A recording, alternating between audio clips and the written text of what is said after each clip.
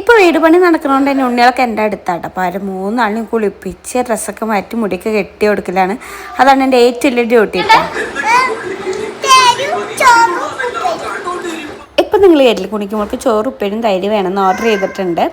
അപ്പോൾ ഞാൻ നേരെ അടുക്കളയിൽ കയറി ഉച്ചയ്ക്കുള്ള ഫുഡ് ഉണ്ടാക്കാൻ വേണ്ടിയിട്ട്. അപ്പോൾ എന്നെ ഹെൽപ്പ് ചെയ്യാനായിട്ട് കാത്തുമ്മയും കുണിക്കുമ്പോഴും വന്നിരിക്കുന്നുണ്ട്. ചുവന്നുള്ളിൽ തൊലിയൊക്കെ പൊളിച്ചു തന്നു. അതുകൊണ്ടതാ ഞാൻ പരിപ്പുപ്പേരി ഉണ്ടാക്കി കഴിഞ്ഞിട്ടുണ്ട്.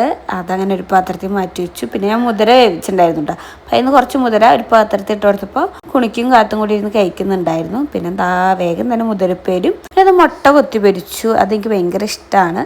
അച്ഛനും മുതിരപ്പേര് ഇഷ്ടം, ഏട്ടനും പരിപ്പുപ്പേര് ഇഷ്ടം, അമ്മയ്ക്കും ചക്കമ്മയ്ക്കും തൈര് കറി ഇഷ്ടമാണ്. അപ്പം ഞാൻ തൈര് കറി ഉണ്ടാക്കി. പിന്നെ ഞാൻ എൻ്റെ ഫേവറേറ്റ് ഉണക്കമീൻ വറുത്തു. പിന്നെ മുട്ടപ്പേരി അങ്ങനെ എല്ലാം ആയിട്ടുണ്ട്.